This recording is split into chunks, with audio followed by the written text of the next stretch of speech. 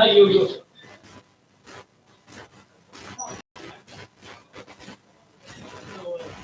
got a meeting up. Uh-huh.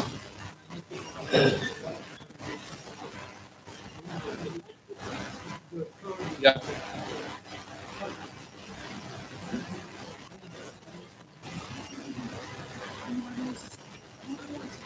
Stint. Great. Yeah, I know what they are. Yeah.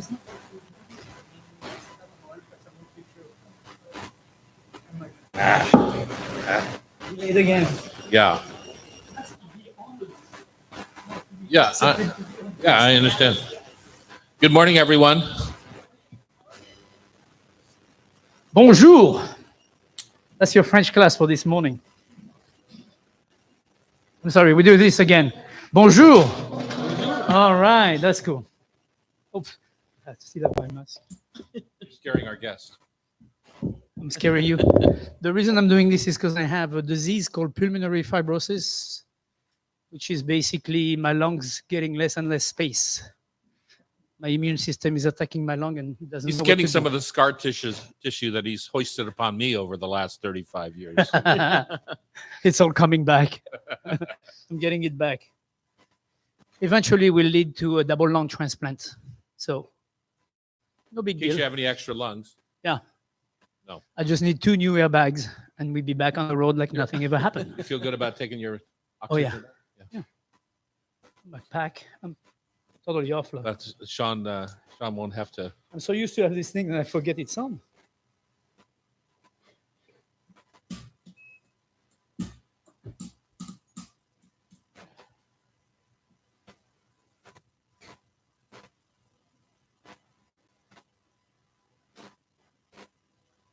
All right. Summer has arrived too. Yeah, you bet it has. For a day or 2. Oh, finally. I was reading I never read the weather because I'm like, well, we'll see what happened. They said, oh, by Sunday night, you should be back in 40. You don't feel like you're in control of the weather? Yeah. Oh, for sure. We'll see what happens. Step in. I'm not in control of the weather. No, absolutely not. All right, here we go. Okay. Does everyone know where the restrooms are? 1225 is our code. And Chef Bridget is Pamelah today, who's on some family leave, along with my wife, who's meeting her in Connecticut. Romantic Willimantic, Connecticut. I just drove, we just took the train right by it yesterday, or a Monday, for the Acela out of Providence, Rhode Island. Wow. Monday you were in Rhode Island. Today you're in Yesterday, Seattle. I got home, I got into last night from Manhattan. Went Nice. right to Sparkman Cellars for the Ava's Wild Oh, yeah. fundraiser. How was that? Then went to Palace because the Palace Kitchen is now Oh, open. man. Gotta It's open, say, it's open. that was delicious on How many Friday. of you have been to Oh, the yeah, Palace did you have yet? a good one on Friday? Oh, it was really nice. Good. It was just, little hiccups here and there, but Yeah. it was so magical to be in the space and like noise and people and bustle. I didn't want to go Yeah. last weekend because I'm like, oh, it's the first day. I'm like, I'm going to leave Thank them you, alone. Chef. It's nice to have Thank you, Chef. some people coming, but not everybody the first day. Exactly, Chef. Thank you so much. Let's spread the wealth. Welcome to the Hot Stove Society show on Cairo Radio. This is Tom Douglas. And I'm Terry Rotero, the chef in a hat. We are your happy host here every week on the Cairo. Yes, sir. We are coming to you live from the Hot Stove Kitchens here at the Hotel Andra. If you haven't been to the Hotel Andra in a couple of years, it is worth a staycation here in downtown Seattle. Matter of fact, we have a staycation up for grabs until May 5th, I believe, is the last day. We're taking entries of pictures of the stove that you grew up with. You know, I have an ode to my mother's stove over here in the corner. When she passed this summer, I inherited her Wedgwood 1952 6-burner, 2-oven, 2-broiler stove, white porcelain and chrome. Absolutely beauty. gorgeous. Yeah. And so I was just curious what other people grew up with or what you have in your kitchen now that makes you happy. So if you send a picture to Pamelah H at tomdouglas.com, you can be entered in for our staycation, which is an overnight here at the Andra breakfast at Lola, and then dinner at your choice of our open restaurants. That is the best deal I've ever heard of. All this to show your stove. All this to show your stove. Wow. Pull the curtain back on your stove. Go ahead. Speaking of Pamela, she's on family leave this week, so Chef Bridget charters. Thanks, Tom. Yeah. Hey, absolutely. Terry. You're Bonjour, taking over Brigitte. the showrunner position here today. It's so fun. I I'm trust excited. you'll jump in when you have something pertinent to say. Is that okay? Is that okay, Tom? Absolutely. You know what? Okay. Better if it's not. Better if it's not.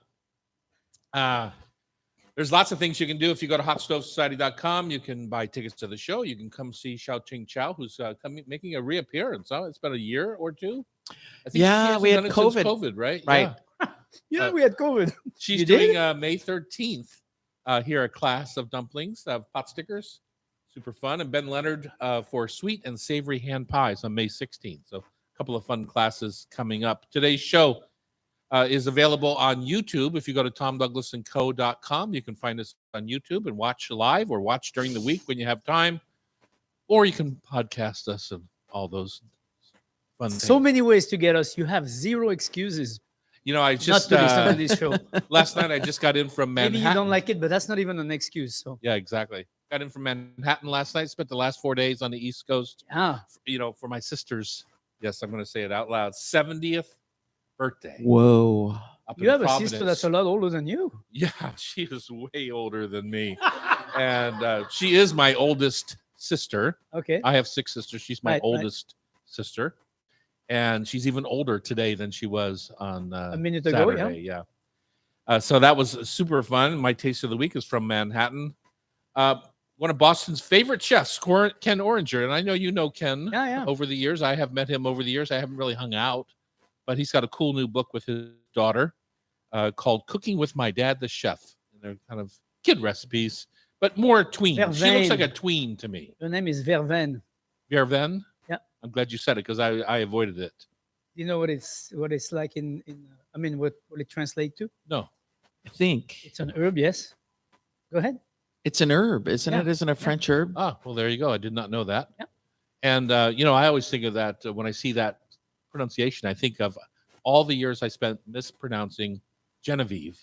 Geneviève. I know. I learned. And Finally. Wait, what was Vervain- that? Vervain is lemon. Genevieve is Genevieve. It's not Genevieve. So beautiful. Yeah. Ooh.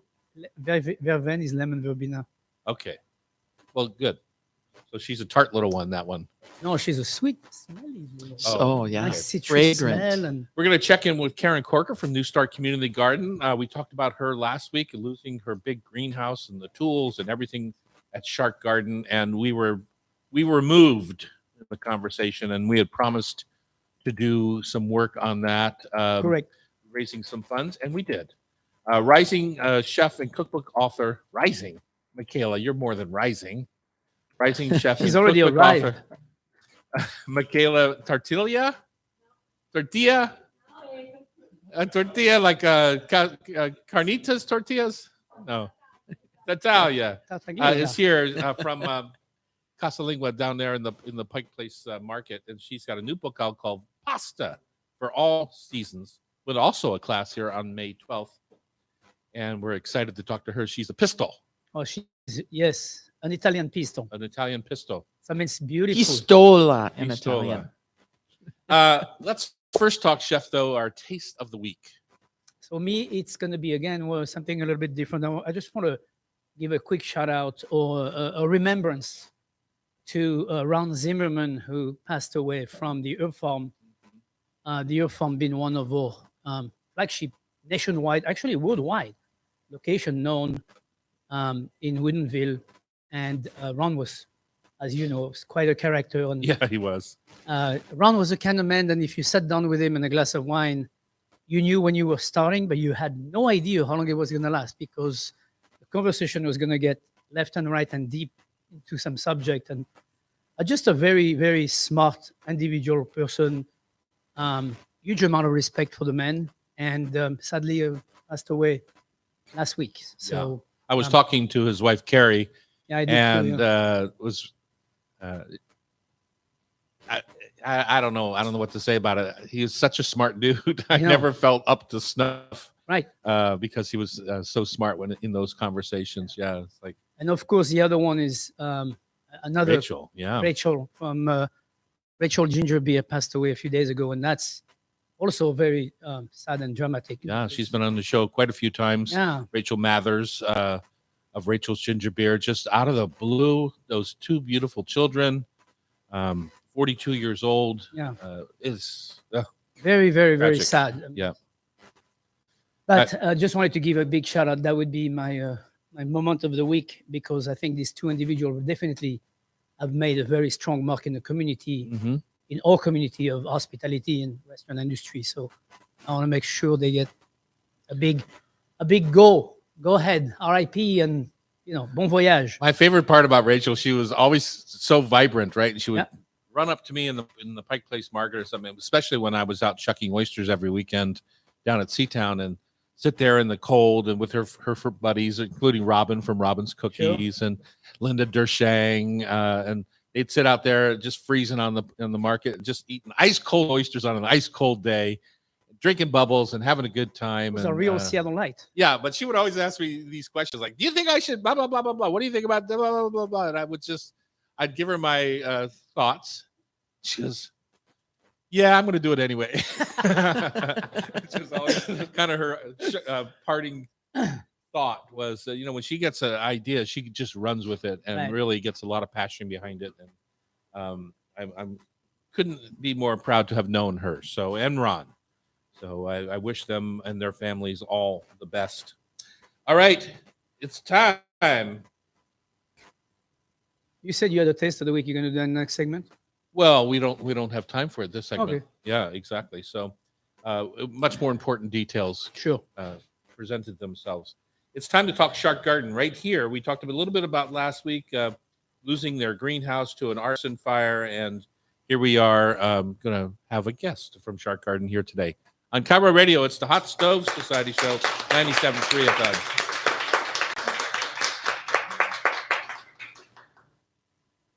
Hello, Taryn. Taryn Koerker. Oh, thank you. Smell it. You got to smell it. Oh, it's amazing. It's unbelievable. The smell is like very different than what I was expecting. Very citrusy. So good. It's great on Pass that around. salmon. And they, if you put it on a plate, they can put their little pocket in there. Look at this gorgeous muffin. I'm going to come back to this show every week just to get the muffin.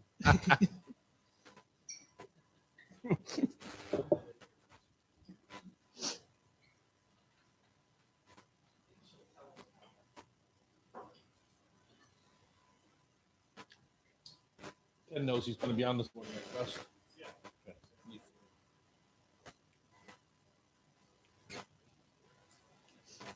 Aaron, do you want to use a last name or not?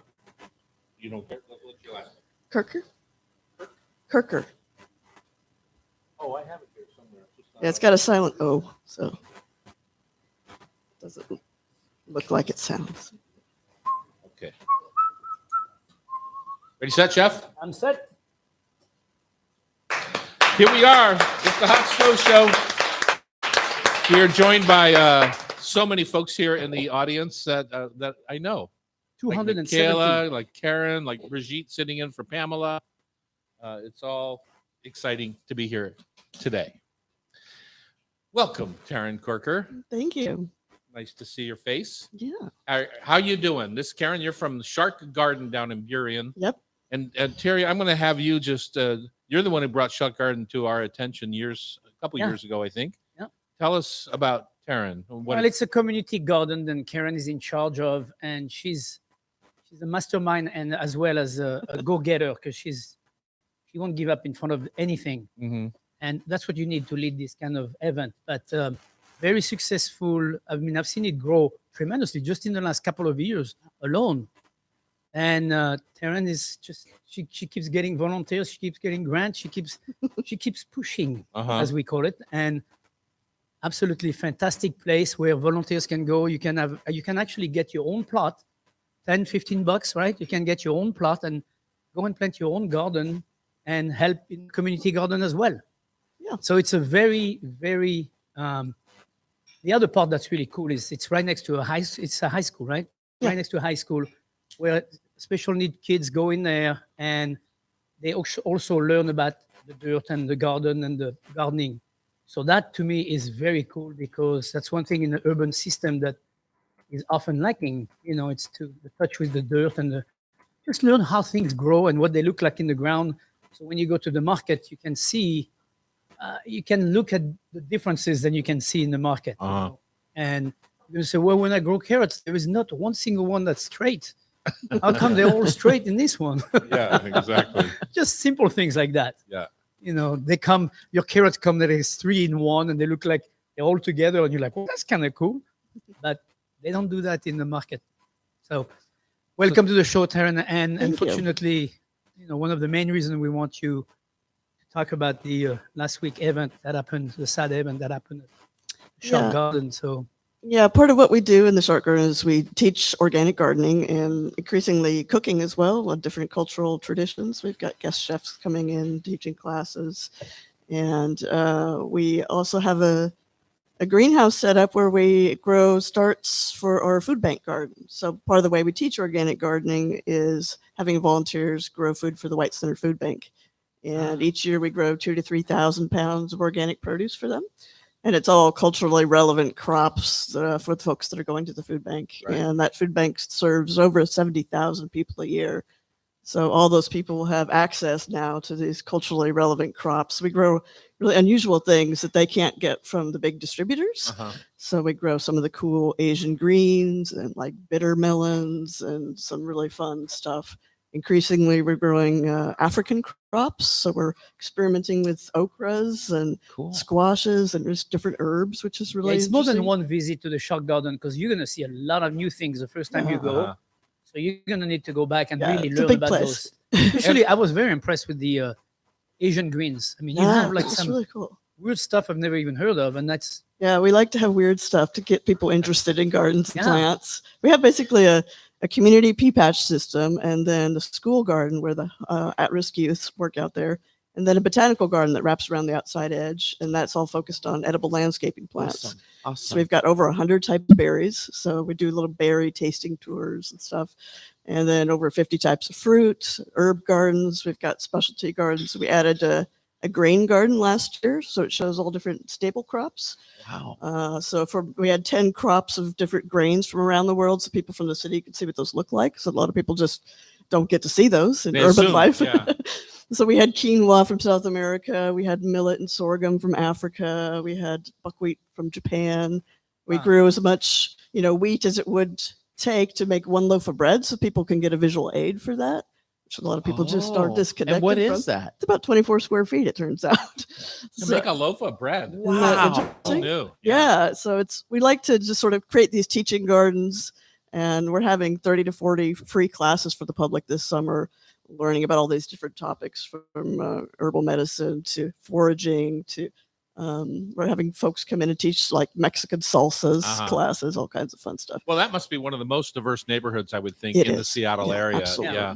We're about 85 to 90% families of color who engage with us, as well as the kids. And we had all these vegetable starts and everything lined up in this greenhouse, ready to plant in the food bank garden. And unfortunately, last week it got burned down. Yeah. So It's tragic. we've had a huge outpouring of support from not only you two, but the community to really sort of gather around the garden and rebuild.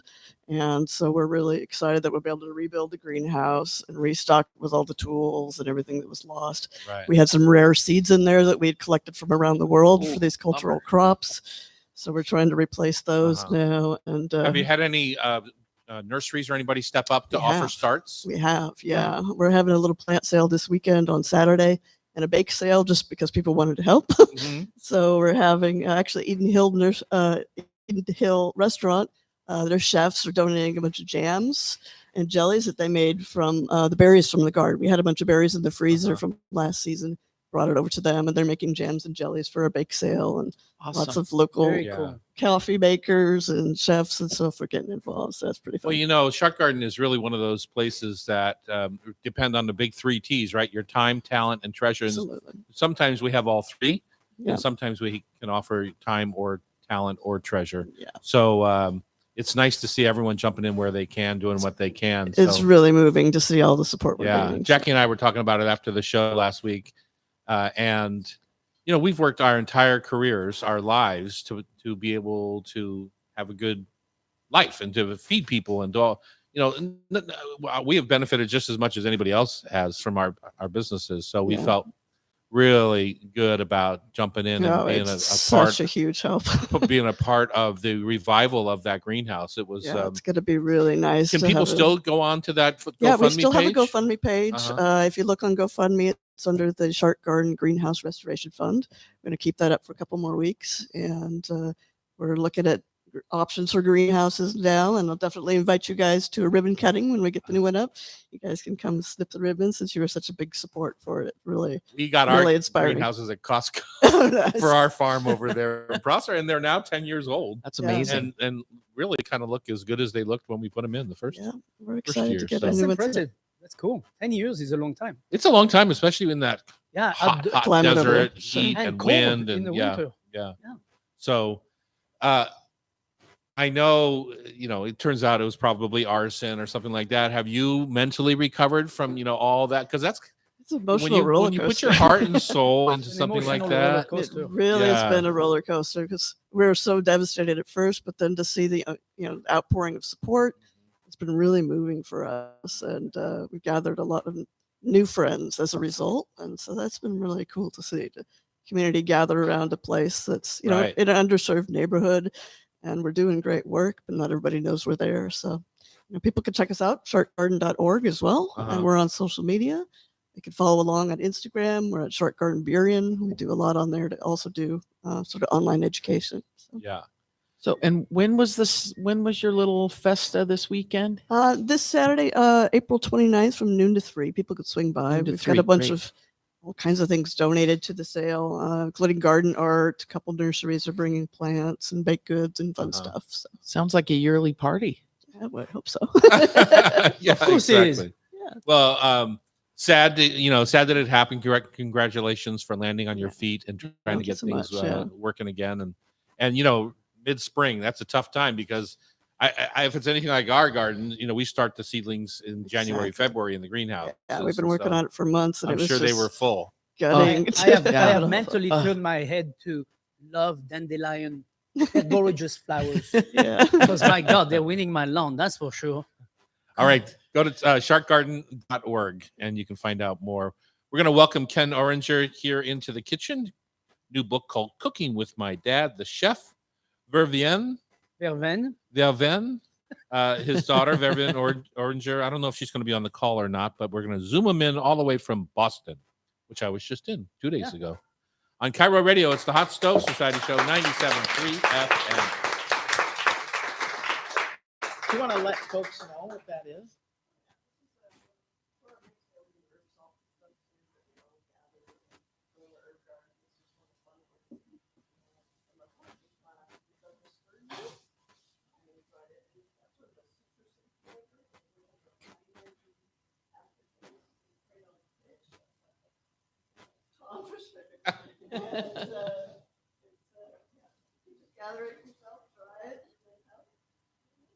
Awesome. Thank you so much. Yeah. Anyone try it on their blueberry muffin?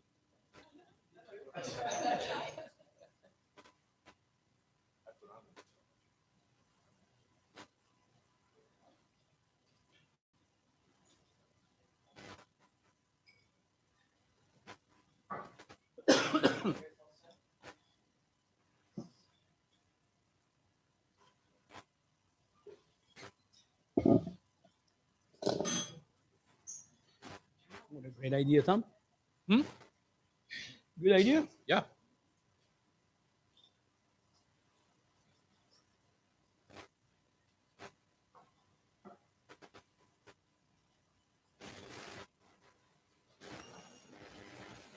And on Zoom or on phone?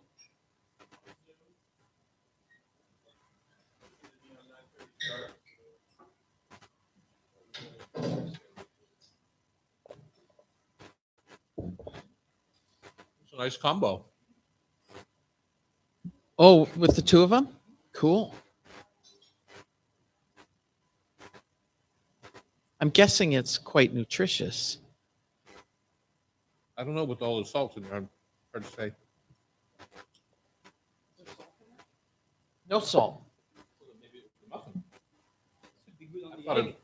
Maybe that's the lemon.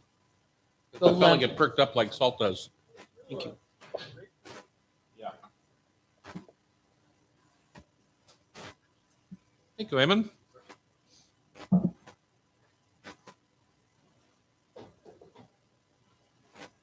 Yeah, that camera is in the way a little bit. Did you just run into it? Almost.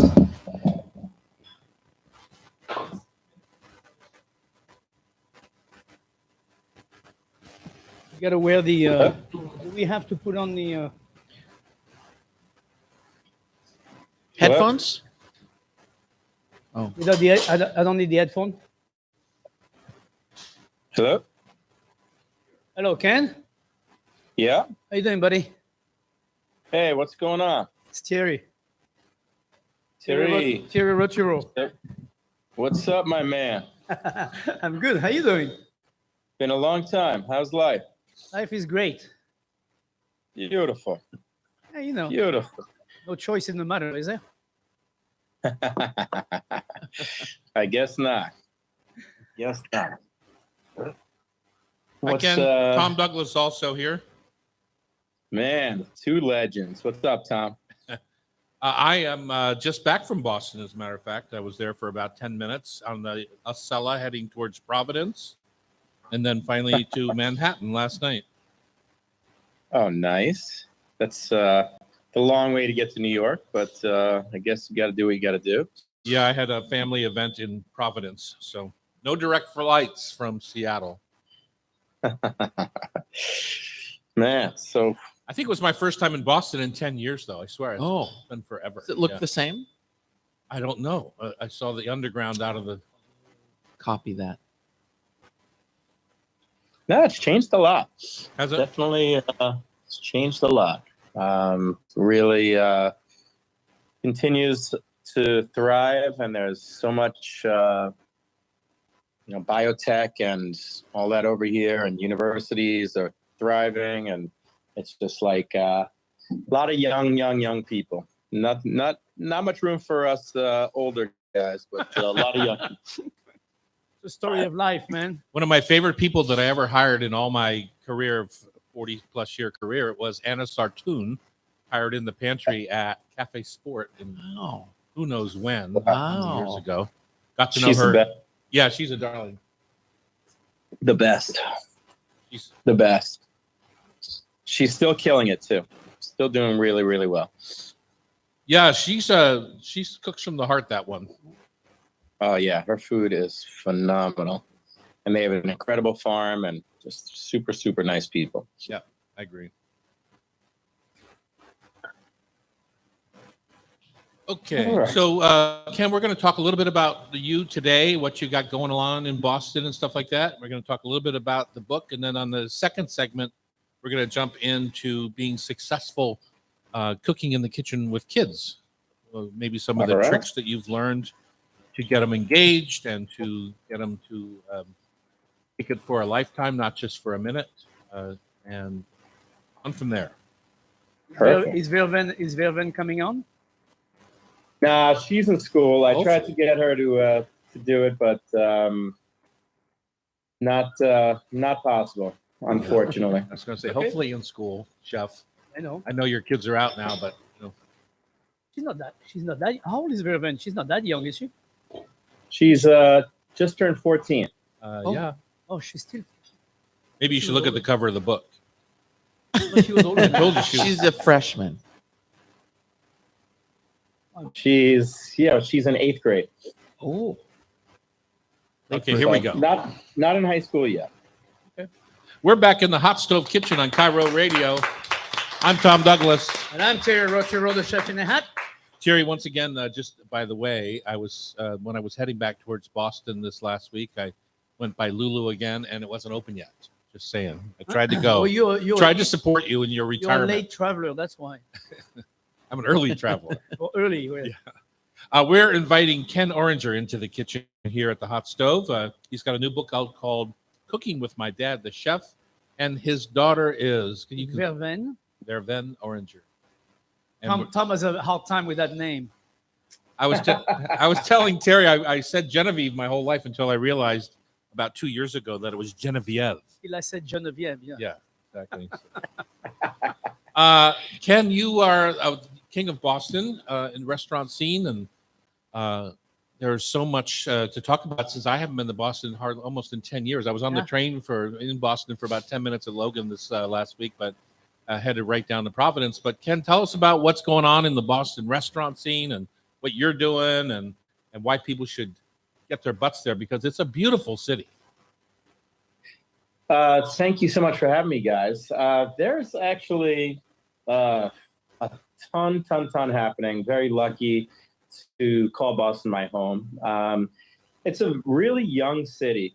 With all the universities, I mean, between Harvard, MIT, Boston College, Boston University, there's like 8 or so smaller schools right in downtown Boston. So it's a really young, thriving city that everybody wants to just be out. And then we have a huge biotech headquarters, probably the biggest in the United States. So this city just keeps sprawling and sprawling. They just put in 2 brand new Amazon buildings right in this new neighborhood called the Seaport. Which are each probably about, I don't know, 20 or 30 stories high. So it's just people just keep flocking here because they love the ocean. I mean, you guys know, people love the ocean. They love just being in cities where there's young people, especially these recent college grads, to be able to stay here and to be able to have a good career and to be able to breathe some clean air and not live the huge city life. And, ski mountains are 2 hours away. We've got the ocean right here. I mean, who wouldn't want to be here? Yeah. And the I best think, seafood on the East Coast. yeah, I think Boston to me is like the Seattle of the East Coast. It's 100%. we're a little bit younger of a discovery, but you guys are A bit. but you guys are like the Seattle, of the East Coast. I mean, it's amazing. When I was there, that's what it reminded me of. Because like you said, the ocean is right there, and the mountains are not far, and it does have that a little bit of a, urban mixed country kind of feeling. So it's really cool. Oh, 100%. It definitely doesn't feel like a city. It feels still like a small town. And, there's a downtown, but even with people working remotely in some of these offices, the downtown is not that big where it would cause any issues. So now they've learned to repurpose a lot of the buildings downtown. And, unlike San Francisco's of the world or New York's where they're still having a hard time figuring out what to do, it still hasn't affected Boston at all. Yeah, Seattle. You can add Seattle to that. Yeah. So now we've interested people in going to Boston. You've got restaurants there. What do we got going on these days? Since neither one of us have been there in a while. What about you? What about some of our friends? Like, whatever happened to Lydia Shire? I haven't heard a word about her. Or Susan. Who's her old sous chef? Susan Regis. Yeah, Susan Regis. Yeah, it's one of my faves. So yeah, they're still thriving and doing a lot of cool things. Actually, Lydia, she has a couple really great restaurants in town. She's opening a new one in that Seaport neighborhood that I had just mentioned to you. And I don't think anybody really captures the heart of Boston like Lydia does. I mean, she's been here for so long, and she is just a legend. And nobody cooks better food than her in this town.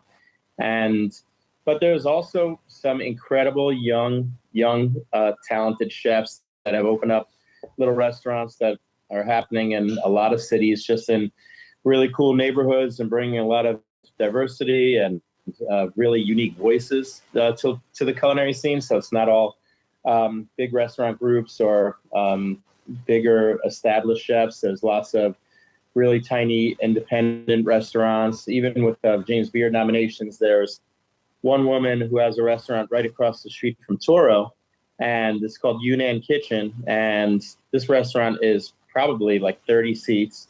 And I go there fairly often, being that it's right in my neighborhood. Mm-hmm. And it's just so cool to see restaurants like this recognized, because it's very, very unique style of Chinese food with a lot of things that I've never seen in my life. And there's dozens and dozens of these restaurants sprinkled all over the city that of different ethnic cuisines that are really telling some incredible stories. No, it's kind of like Seattle that way. I mean, Yeah. we have the same issue here. It's not an issue. It's a great thing to have, but the diversity of ethnicity is fabulous. And you mentioned Toro. What's going on there these days? It's been a long time since I've eaten a Toro. I ate there with about 30 people, if I remember the last time, for some James Beard event or something.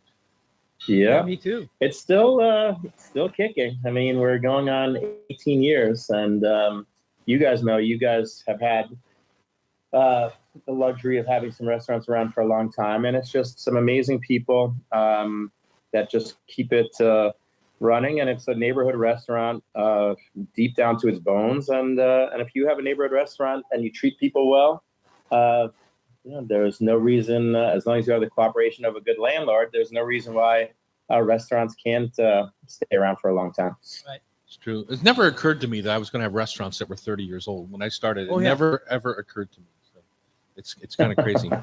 All right, you've got this new book out, Cooking with My Dad, the Chef, 70 plus, kid tested, kid approved.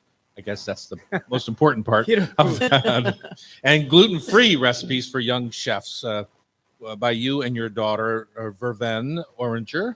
Did I say it correctly that time, Well Chef? said, Thank Tom. you. Well said. And tell us how this book got started. And it sounds like maybe there's some gluten-free issues in your household. Yes. So this book came about just in the early part of the pandemic. My daughter, who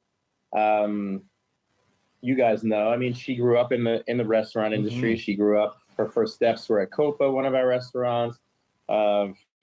She would eat into all the restaurants that I'd be working in on a nightly basis when I couldn't come home to cook. And I mean, there's one thing: restaurant kids really learn to love food at a young age. And we even lived in Paris for about 9 months just prior to the pandemic. I went back and forth to kind of run the restaurants, but my wife and kids stayed there. My kids went to all French school, and we were on quest to go have the best, pain au chocolat, the best baguette, the best everything under the sun. And of course, just shortly after we came back, my daughter wasn't feeling well. We couldn't quite figure out what was going on. Through a lot of tests for about 6 months, they found her to have celiac disease after loving all those croissants and baguettes for so long. But so I kind of took it as a challenge. I mean, she was like 10 at the time, to tell her that every food that you've ever loved, I will help figure it out so you'll never miss it. And I spent hours and hours and hours and hours in the kitchen every day trying to create everything from sourdough bread to pain au chocolat to gougère to you name it. Yeah, all the stuff you're not Asian supposed street to. food. All the stuff you're not supposed to have if you have celiac disease. So celiac disease means that you can't have gluten, right? And so there's no flour, no no buckwheat, or not buckwheat, no barley, no flour. Those are no rye. So those are pretty much the big ones. Yeah. Well, one thing going back for 1 second, one thing you said about growing up eating in the restaurants is that I know my daughter went on to become an attorney because she was convinced she didn't want to be in the restaurant business, but she really missed the socialization of restaurants in her new jobs. And that's another thing that kids pick up when they're in the restaurants. They miss the camaraderie and the excitement and the showtime and all the things that come with the restaurant business. Yeah. Well, nobody knows Showtime more than Thierry, but it's definitely a fun part to have your kids really see us making people so happy through our food. Yeah, exactly.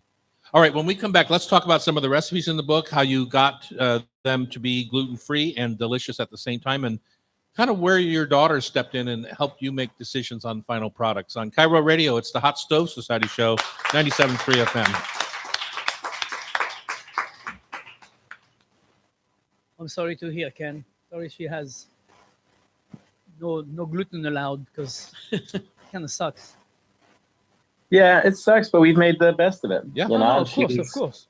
and she's very happy. And you know, it's been years now, and you know, we've still traveled to France. I mean, it's you know, it's not easy. You know, I'm not gonna lie. I mean, if it was me, it would probably be another story. But Right. she was young enough to be able to deal. And now there's so many allergies, and as you guys know, so it's easy to find things in lots of different markets and restaurants, and Right. and we still make a point of traveling as much as we can and trying to figure it out and not let it affect her at all. All right, here we are, hot stove time. Thanks for joining us in your kitchen, in your garden, in your car, wherever you happen to be. We appreciate that you have dropped in with us here And at stay the with Hot us. Stove Kitchen. Ken Oranger is our guest, James Beard Award-winning chef out of Boston. He's got a new book out called Cooking with My Dad, the Chef. 70-plus, kid-tested and kid-approved, even more importantly, gluten-free recipes for young chefs. And Ken, this is a work of love, no doubt, considering around 10 years old, Verven Oranger learned that she was gluten or had celiac. So good for you for kind of jumping in and making her life less dependent on gluten. Yeah, and the funny thing is too, guys, that you know, from this book, a lot of people don't realize that a lot of food is naturally gluten-free. So in this book, there's everything from sopes and pupusas and really great carne asada tacos. There's lots of Southeast Asian food with different types of you know, rice noodles, and there's paella. There's miso mushroom risotto. So there's literally dozens and dozens and dozens of recipes in here from our restaurants, and some of the sauces that you would never even know, again, or care that they're gluten-free, because it's just super tasty food. And even the pasta chapter, I tested pastas out for months and months and months. You would never know that these pastas are gluten-free either, from gnocchi with vodka sauce to spinach orecchiette with black truffle anchovy sauce to whatever. So it's still a dad cooking food for his family. And I don't know many cookbooks out there that are geared for kids that have sea urchin and caviar and squid ink pasta and Those are not just any you know, kid, miso. Ken. They're not just any kid. Yeah. So that's the fun part about it, is it's not just for kids. So if there's like college kids or kids in high school, or even my sister who is far from a kid, she's not the best cook in the world, but it really lays out the recipes where anybody can cook recipes from our restaurants that my kids grew up on, and have fun, and hopefully with kids be able to do them together. And there's nothing, in my opinion, better than having kids in the kitchen and cooking together. Well, if you want pure honesty, you'll get it right there. That's what kids do. They're very honest, and they will tell you. So tell us the process, because I'm sure during COVID, lots of people had to cook with their kids, sometimes for the first time, just to keep everyone entertained. But so tell us the process. You have a recipe, you dove into it, let's just say regular pasta, and made it gluten-free. And then where did Verven kind of jump in and make this kid approved, other than saying All right, yum? All right, so Verven was actually a recipe tester, and she made videos for America's Test Kitchen at a younger age. So she always kind of enjoyed being in front of the camera and being involved with food from a different side. So my wife decided to come up with the idea to write the book, and we reached out to America's Test Kitchen, and they knew Verven, and they said, you know, it sounds like a great idea. You know, we're behind it. And they had a network of thousands of kids that once we started writing the recipes, they were able to send the recipes out to all these kids throughout the country and have these kids test the recipes and kind of allow us to tweak them and figure out which ones would be understandable for kids to make and which ones would be a little too complicated that we were able to adjust or else move them on and try some other recipes. What was the just out of curiosity? How many rejects did you have? Oh, there was definitely a couple dozen rejects. I mean, Cool. there's no doubt about it. But oddly enough, again, some of the ones that made the cut, and again, like the pasta with squid ink sauce. I mean, you would never think that kids by the dozens would really enjoy this, but I think, and there's even how to open oysters, for instance. How many kid books teach you how to open oysters, and I think it's something a lot of parents are so intimidated by having oysters at home, for instance, and even with you guys and amazing oyster country as we are. I think every kid should know how to open up oysters, and every family at home should be having oysters because we have some of the best oysters in the world in our backyards, and why wouldn't you do that? And my kids have always loved oysters, so why not show them how to open oysters and not be intimidated by it? So it's taking a lot of the intimidation out of the parents' hands and just letting the kids kind of speak their own minds and be willing to try things. There's a couple of things I noticed in the book that are really helpful for when you're teaching a young person how to get started in the kitchen. Number one is going through the recipe and getting all your ingredients together. That is just something they're excited to get in the kitchen. They're excited to move forward. And then all of a sudden they're into the recipe and they haven't even checked to see if they have all the right ingredients. Gather the equipment. That sounds like my garde-manger station at my restaurant. Exactly. Yeah, cooks still do that. Yeah. But it's very distinct in your book because now you can start cooking. Yeah, I mean, we all know mise en place is everything, and to be able to be organized, especially for kids, it takes the stress out of it, and there's no better way to cook from a recipe. One of the things I struggled with Loretta when we were in the kitchen together is she always wanted to adjust a recipe. How did you keep Raven from saying, let's just try this? Or did you? I tried. I mean, a lot of these dishes changed maybe 2 or 3 times because she would be like, let's try this. Or even we have a cacao recipe for an old French cake recipe that's been in my wife's family for generations. Untouched, that Vervain, of course, had to touch it. So we put it in the book. It's called cacao with, I think, with chocolate ganache and escalette pepper or something like that. I can't remember what it's called in the book. But this was a recipe that was in generations of our family, and my daughter changed it completely. And it's really kind of fun. Well, don't lose the old one. That's important. Oh, never. Come on, Terry. Cacao, there's nothing better than the original. That's right. The other thing I love is when you were in Paris, you said you were there for 9 months, but she talked about being sick of a little bit of French food and going out for Vietnamese food. And boy, even after 5 days, I feel that way sometimes when I'm in Paris. It's funny. This 100%. is very American It is. to go anywhere on the planet and go, I'm tired of this food. It's like, well, what the hell you go to Thailand for? You go to Thailand to eat French food? No. But, because in most other country, you don't have the diversity that we have here. Right. And the capabilities that we have here. And that's why you don't, in most countries, you have the food of the country. I get it, Chef. I'm not arguing with you. I'm just I know, but saying. it's just like, come on. I felt I felt a just saying, put kinship up with with it. Viven's thoughts on that. And Tom, I do too. But, after a while, Terry, not all of us were blessed with your figure. Some His of us mama. can't be eating foie gras and frites and steak au poivre every night. We need to be Don't take having, my doctor. some Vietnamese food that's a little bit lighter and cleaner and, not as heavy. Right. Well, it's a fun read. Even if never were to do a recipe, it's a good read, and it's also a good way to connect to your kids when you can get in the kitchen together and cook. That's right. The book is called Cooking with My Dad, the Chef. His name is Ken Oranger, and it's 70+ kid-tested, kid-approved, gluten-free recipes for young chefs. Congratulations. Congrats. It's quite a fun book.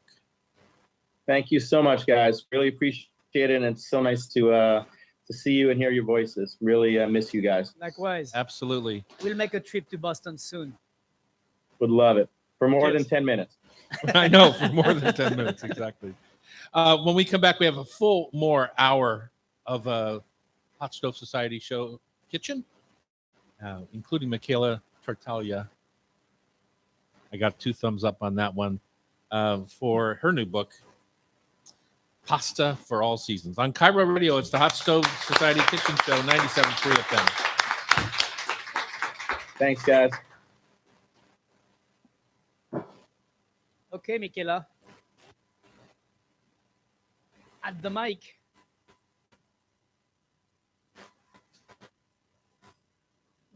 Bridget, you want to have that? Yeah. So you, Produce that? Michaela, you say your name Tatagli? Natalia. Oh, Tatalia. yeah, I forgot. It's the hardest I totally one. forgot. So you- GL is the hardest one sound. Not for you, you're great. The You don't GL. pronounce- You don't pronounce the G, Sorry, right? you're good. You don't pronounce the G, right? You- little bit. The GL, Tatalia. the GL is like the double L of million. The closest sound in English of the GL sound is the double L of million. Okay. Tartaglia. Tartaglia. Million. And Michaela taught Italian to Americans. Parla More than Italiano. just pasta. I love it. So, Tom, she can help you Help me what? with Italian when you go to Italy. I know, like little basic. I can't go to Italy. I was supposed to be in Italy for a month in September. You can. You can't. Just canceled. Oh, You know It's why? hot. it's Because my daughter has twins in the oven due in Oh. August. Oh, you got to babysit Hercules. Yeah. Well, you will, there's always. Well, I've already named the kids to go with Hercules. Oh my Oh. God, you did not. I was thinking. Was about it that like yesterday. Achilles? I was like, I wonder if and- Tom- No, it's Adonis and Athena. Oh my Oh, God. that's cute. What's with That's the cute Greeks? though. As a twins are perfect. What's with the Greek gods, man? I married a Greek. So it's I obviously married a Greek goddess. Like, that No. you did. That you did. So it's obviously a boy and a girl. They cheated. They cheated. You can't look. I know. It's baby A and baby B. That's what the doctor calls them. well, Italy is always there. You can go anytime. Doesn't move. No? Hopefully. Did Yeah. If it does, we're Maybe good. Venice a little bit, but you know. Should we have Michaela stay and do the tasty trivia? Oh yes. Oh no! Oh yes. I'm the worst. Oh yeah. That's all right. It's we need somebody who's the worst in order for us to win. No, always lose. this is the worst. Remember how Tina used to so draw? Oh my God, no way. Come on, yeah. I'll just take the first one. No, you can't open it. Just put it in here. Be quiet. Okay, like that. Okay.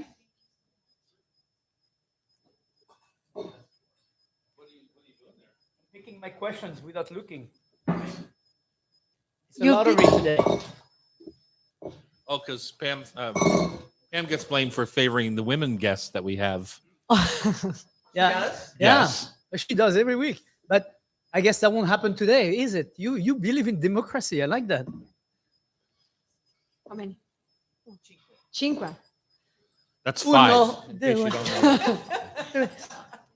Oh, okay. Quattro, cinque. Cinque. Okay. You can pick for me, Bridget. Brigitte. Well, it should be the 5 remaining. No, I put a few extra in case Tom. What's that all? I love the knowledge of the man himself. I Oh, love that. She's like, I'm being proactive, actually. there's 5 extra. Well, that's a lot of no. I'll put that over there. So when the time comes. How's the Pike Place market, Michaela? Is it booming? it's fantastic. Yeah. It's okay. I already got my. Have you yogurt. been, Teddy, lately? No. Do you still know, have that I'm nettle trying pasta? To avoid this. I'm no. trying to not eat pasta right now. So. What? Oh, because of I'm on a the gluten and the grain gluten and too? stuff. trying to lose some weight. You don't gain weight with pasta. Maybe you don't. Maybe you don't. It's not just the weight; it's the gluten and all that. Because I have a lung issue. Okay. The So- congestion. Gluten actually affects your respiratory Oh, does it? system a I little bit. didn't. Okay. But you Yeah. know, I eat a lot of bread, and I Yeah. have to- I Yeah. have You to already have. cut- yeah. I have to cut the bread off, which is. Whew. No, it's It's like, good. it's like an addict having to quit. Yeah, It's, I mean, you need to give up it's one terrible. thing. You give up pasta because you cannot give up bread. Right. I can, it's like I have to have one slice of bread as a reward once in a while. 'Cause Ooh, toasted with like Oh, lots shush, of shush, butter and salt on it. Yes, Oh, I know how man. to make it. I Especially know it's true. the We bread from the northern Dahlia Bakery, Oh, sliced in my so freezer, and good. I look at it every Where's day, my and I go, "Oh, not today, not today." I gotta there. wait And another then you need to day. give up. Yeah. Ugh, this is a terrible life. Terrible. How's your life? It's great. Yeah. So the cruise season just started. So every morning I'm not religious, but I cross just to be patient Uh-huh. and also to embrace because it's business. But Right. it's your brain resets and you need to be Right. Sure. different person. Right. I was Uh, blown away by how many people You were see- at Pasta Casalinga. Just not the guests, but the staff behind the counter. It's There were like 5 or 6 people. I was like, the last time I was there were 1 or 2. So she's blown up. going up. She feels that way.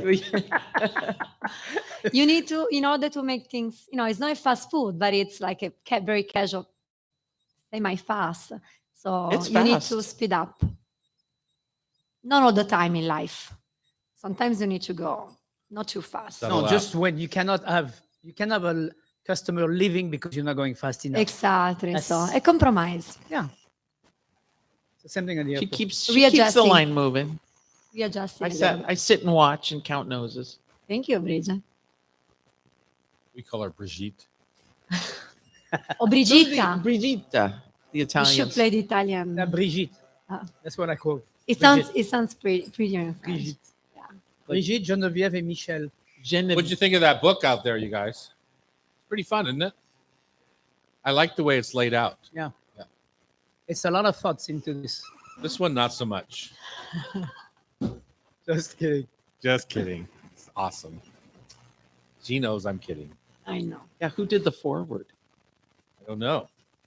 Who got the first copy? No way, really? Yes. He also came to pick it up. He did? Yeah, Yes. I had a little wine. Nice. Did you have her nettle pasta? I hate nuts. No. You can, you She can. could give it to me for free. She could try and force feed it to me. I wouldn't. I pulled the car over because I was like, I'm going to take it home and sit and enjoy it. And I was like, I'll have just a little bite. And I was like, I'm pulling over. And I pulled over on Are Elliot. you by yourself? Yep. Oh. What's the food for your family? So wait, you were in your car? No, I was in my car and I had to go. I had to get home. And The pasta it was after cooked around. work. already, obviously. And it was like, I stopped by to get the book, Oh, I see. pick up a few things. And so I was like, oh, stoplight. I had one bite. Like, oh my God. one too many. So my husband sent me photos of nettles at his client's yard in Magnolia. And I'm like, I got to go. I did that with a pizza from you, Tom, once. I bought a pizza across here to bring home. Uh-huh. It was gone by the time I got home. I like that. Every light, I was eating a pizza. Did you make a U-turn and come back and get another one? No. No. I was like, I can't go back. But I was like, man, I know margarita was simple. Pasta and pizza. You need to eat right It was away. so And delicious. coffee. Yeah. Oh. Like All right, here we go. Come on, Welcome go back to the Hot Stove Kitchen. This is hour number 2. We will reset to let you know that Chef Pam, she would love that I called her Chef Oh, Pam. she Pam would love Hinckley, our that. producer, is on family leave today, and we wish her the best. Sean is our technical producer, is here making things rock, and Chef Brigitte Charters is sitting in here in the Sitting in, showrunner yeah, position. In the producer seat. Quite literally, you haven't said a word so far. I know. I'm like I- awestruck. You've never been shy before. You're the one who likes to take the Blah, food blah, for blah. thought tasty trivia I challenge do. to a new level. And And she did today. we'll see about that. That's coming up at the end of our second hour. What else are you going to talk about today with us? So, aren't you in segment 3? I am. We're Yeah. going to talk about techniques, which is related to tasty trivia, Is it? techniques and terminology, and just cooking. Pamela, I was saying saute and pan fry. Let's pick a technique. She was like piccata. Piccata. Oh, so you're going to talk about how to make piccata.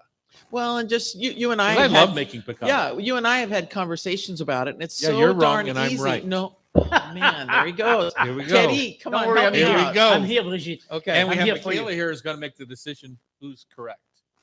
Okay, perfecto. Yeah. So aside Exactly. from that, we have a wonderful 1 hour show coming up. Yeah.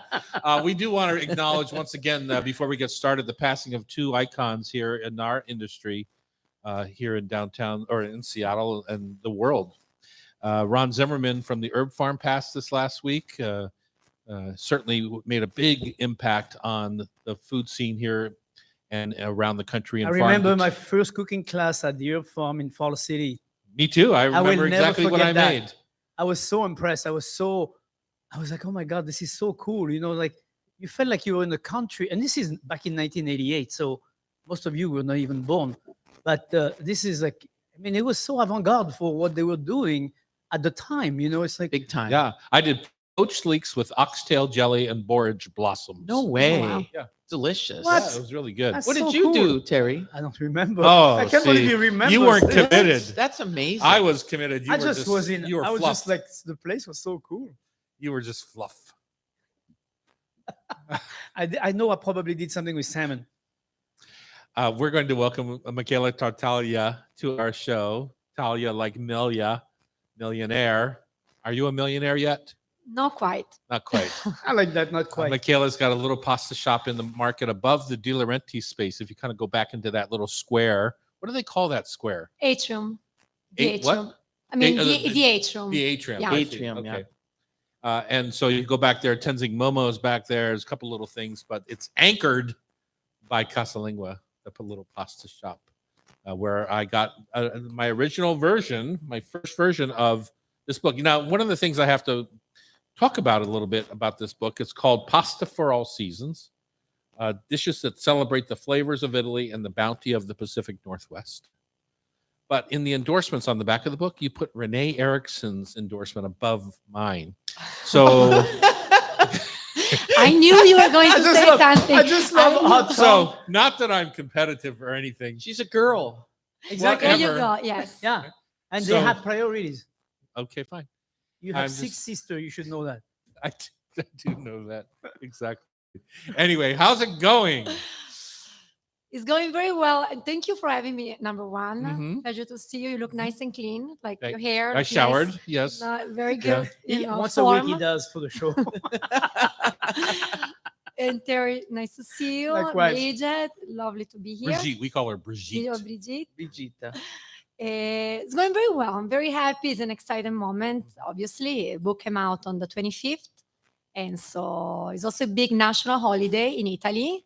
Quale? It's one of the biggest. It's Giorno- no. Il giorno della liberazione is the capito. Yeah. the freedom from the fascism. So without digging into politics, you know, it is a pretty It's like Important. It's like the 4th of July. it is, there. yeah. So King George was a fascist, is what you're saying? No.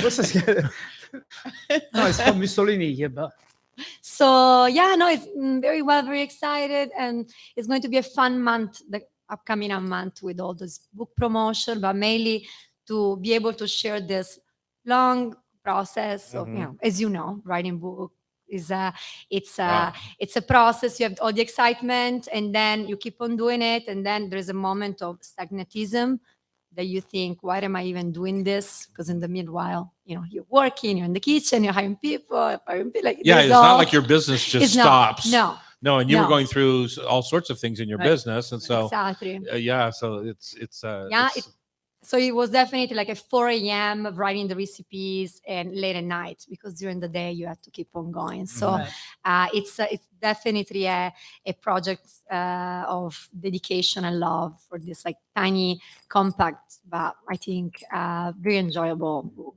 Yeah, and you're right. All your friends want you to write a cookbook. Anybody who tells you, they go, "Why don't you write a cookbook?" And you go, "I'm a chef. What the heck? What do you want me to write something for? I'm not a writer. You know, it's amazing how many people want you to write a cookbook, and then you write a cookbook, and you're right. You go through the motion, and you're like, "My God, it's a hell of a lot of work It's to a write a lot. cookbook. It's a It's a lot. lot And- of work." Yeah, and this is a seasonal recipes for all the seasons. So it was one challenging part of this book was the photography. Yeah. By the way, done by Kyle Johnson, which is fantastic person to work with and beautiful photos, but to do the photo shooting for these dishes. So sometimes if you are not on time to do the fiddlehead, you miss the season. Yeah. And like you're crying, and you need to wait the year after. So, but because you were not organized enough to pick up with the foreign, You had to with go our, higher in the mountains to get It's- more fiddleheads where it was colder. I made a couple of mistakes, and I missed actually the moral season. And I mean, we had it, but it was the season fading out, so it was not that gorgeous. So we had to wait actually 1 year to take that photo Oh, shoot. jeez. Anyway, so yeah, very happy, super. That happened to me when I was writing our second book, Tom's Big Dinners.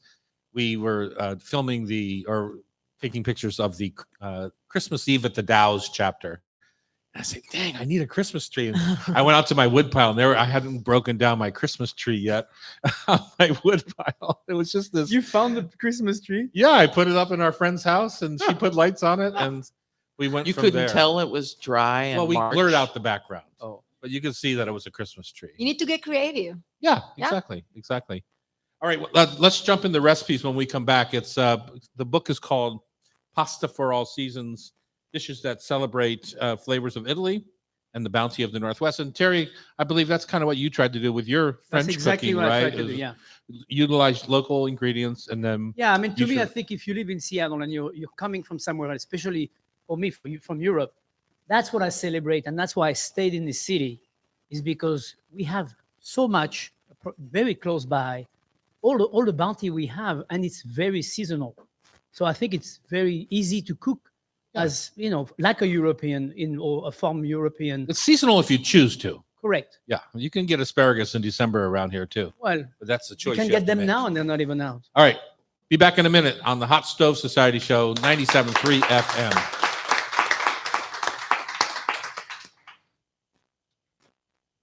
Perfect. I wear that apron all the time, Oh, do you? and I get Oh, good. compliment. Yeah, I got a couple here when I came. These or the? We were This one. wondering who stole all our aprons. Oh, I was No. gifted. I mean, I did. No, when COVID hit, they Gifted? came and collected all we gifted. She- Gifted? we did. Remember, I did the class with my kids here last time. That's what I got. Yeah, the virtual class. Tom goes, really? We give those? No, Gifted? no, they came during COVID. They collected all of our aprons. Did you Took see them my to the mother's stove warehouse. over there? Is Michaela? this what it? That's what I was wondering. Is that your The mother's? real deal. Is it? That's my mother's stove, yeah. I was wondering. Like I thought was belonging to. That's gorgeous. No, we had it shipped from the East Coast. Must be $10,000. Or the, No shit. Wow. Well, I had to fly back there. Sorry. I had to fly back there. I had to get a pod, You had to pack it up, Had to pack crate it. it, ship it across the country, that's find a gorgeous. shipper.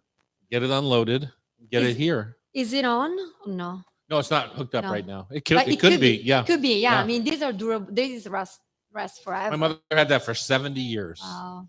One appliance. I mean, one thing for the rest of your life. Yeah, I used to remodel the kitchen.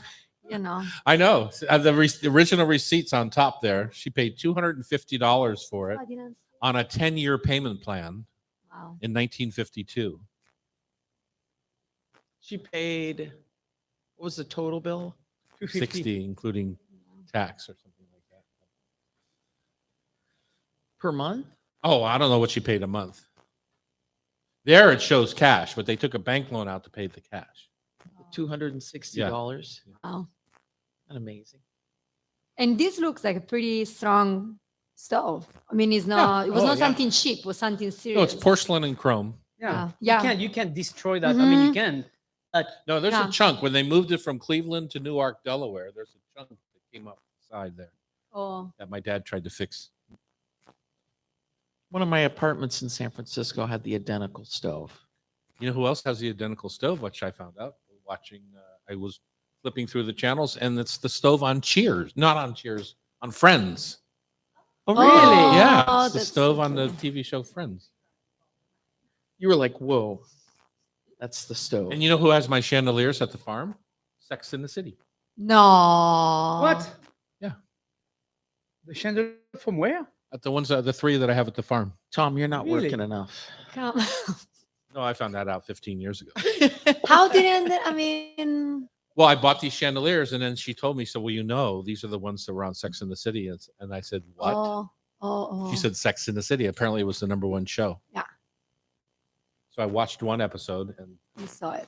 Then you said, that's all I. That's all I needed. Did you see my your God. chandelier? That was one of your eBay purchases? No. I got that at a vintage shop down here. Oh. I'm a junker. Well, good junker. Yeah, very good junker. Totems. Yeah, these totems came out of They're- what's his name's backyard in L.A. Lifestyles of Yeah, rich and Lifestyles of the famous. Rich. What was Oh, his yeah. name? Robin Leach. Robin Leach, yeah. These They were in his backyard. What? He found them on eBay. I bought them for $700. It cost me $800 to have them shipped. We have a problem with shipping here. We should do like totem is one of the first thing you notice when you come from Europe, I guess, in Seattle, right? Yeah. Yeah. 'Cause it's so quintessential. That's right. Yeah. Right. Let's do this. By the way, we never said hello to our YouTube friends on that camera right there and on this camera right here. Hi, YouTube friends. If you Hello, go to YouTube. Yeah. TomDouglasandCo.com. I know. I'm supposed to say hi to my husband and Sienna and Spencer. I just had to I haven't say their seen names. Sienna working here lately. Is she still here? She's hitting it hard. She's graduating this year, Oh, and nice. she's got all A's. It's amazing. So she's crunching Little it. dishwashing perks up the brain cells. I know she's a little bit smaller than Michaela, a little Yeah. petite thing I'm over just there saying, in the it's corner. like it gives you impetus to study Do more. better in school. Exactly. You do dishes for a month and then you go, ooh, I better study and never do that again. I tell you, it's an incentive. All right, we're going to welcome back to the Hot Stove Society show on Cairo. We're returning with pasta for all seasons. Michaela Tartaglia, like millionaire. Million. Let's do Million. that again. Welcome back to the Hot Stove Society show on Cairo Radio. Michaela is here from Casalinga, the pasta shop in the Pike Place Market, right above Di Laurenti's in the atrium there by Tingzing Momo. Michaela, we heard a little bit about your history, but we want to hear more. Tell us about when you came to Seattle, a little bit about what inspired these recipes, what ingredients that made you write. I mean, you only have this is a small book. You only have a certain amount of recipes. What made the cut here? Right. Okay. So let's say that for the story why I'm here, we need at least a couple of bottles of wine. Oh, really? And it's tea What was his time name? and coffee time. So let's What was his name? let's say it's a long story and it's like very good, and the most important thing is that I'm here right Yes. now. So yes. And you have lovely children.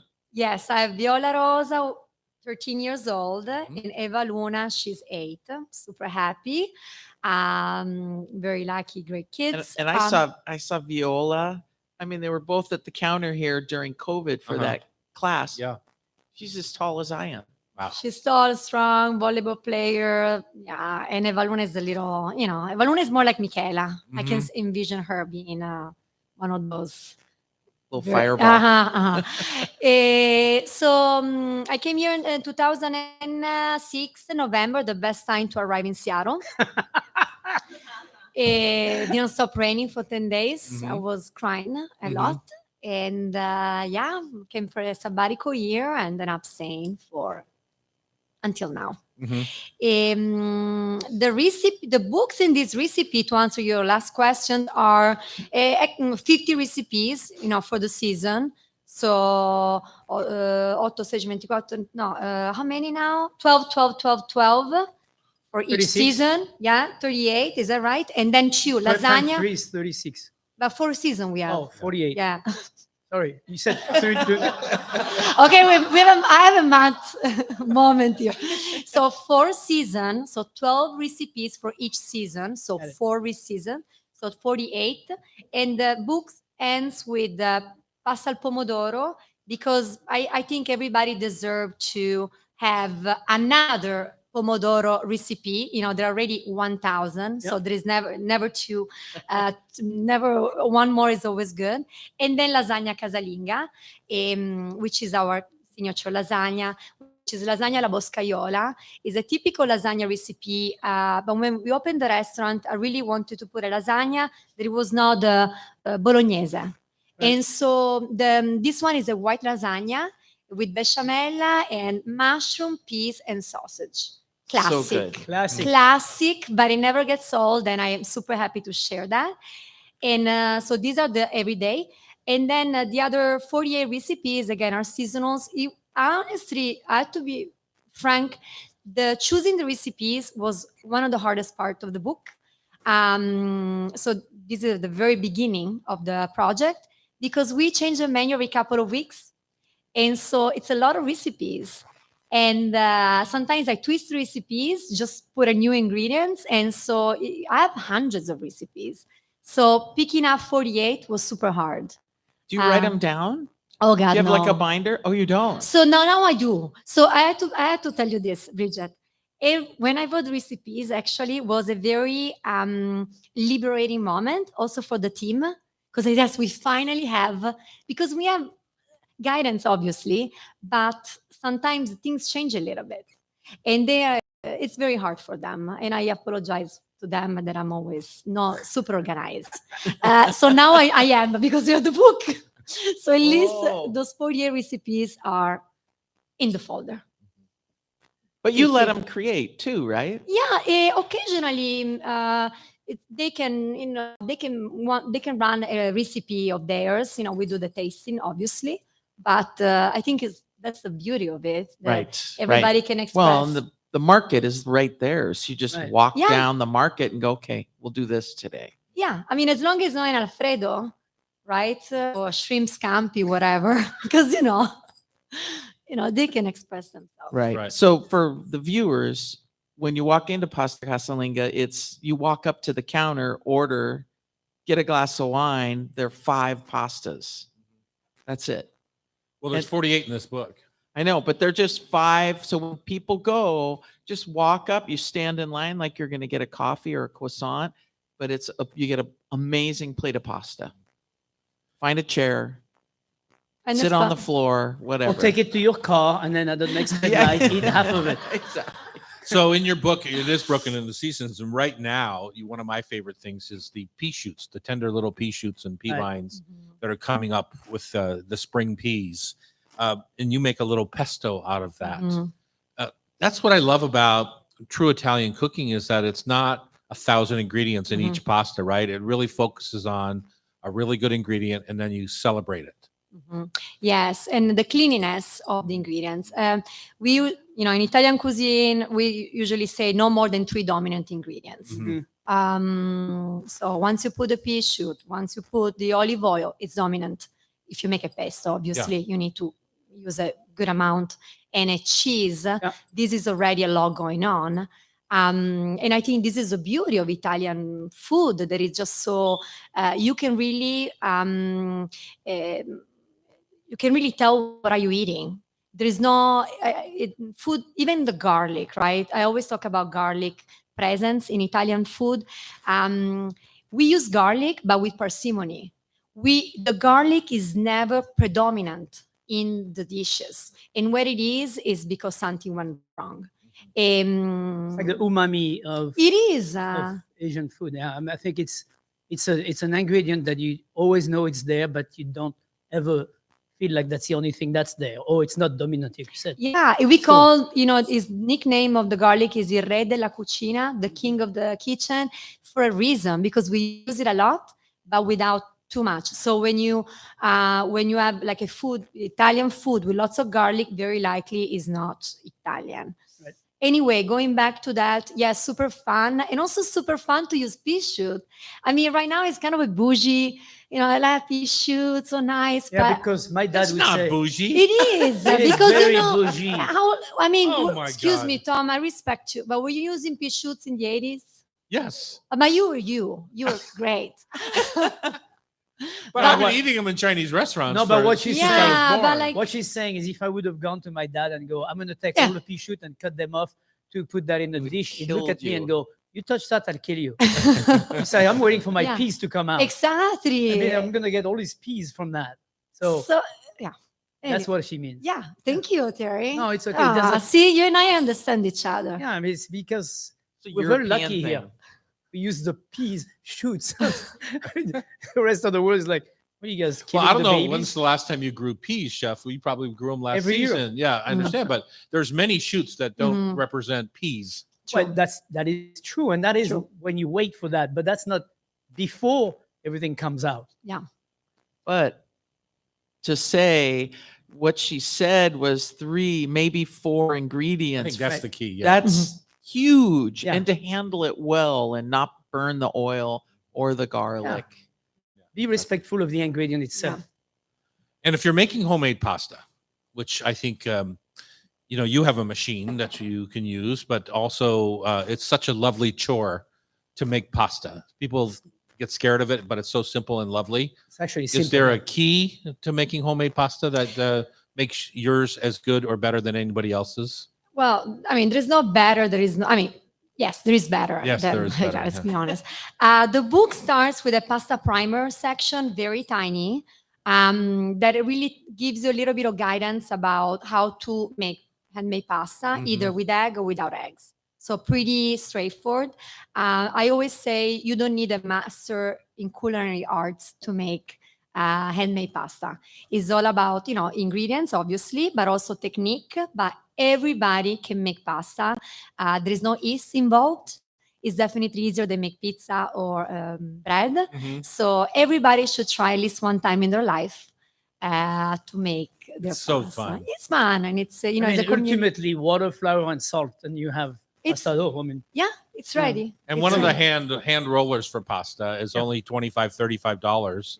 It's a little bit more. I mean, No, know no, your they're- price. They give you a discount. they're like Obviously, to 75, you. not 100. Or if you Garage have a sale. KitchenAid, Normal people if like you have a us. KitchenAid, they're $120 for a great little pasta roller, right? Yeah. You love that. 95 for the single Yeah, plain one. exactly. So Yeah, but the Mercato, Atlas, those are like very Italian, made in Yeah. Italy, beautiful machine. They last forever. they come in And- a dozen different colors. Yeah, very sexy. And everybody should get one for Christmas. There you go. I agree. Congratulations on the Michaela book, Michaela. Tartaglia has Thank been our you. guest of Casalinga.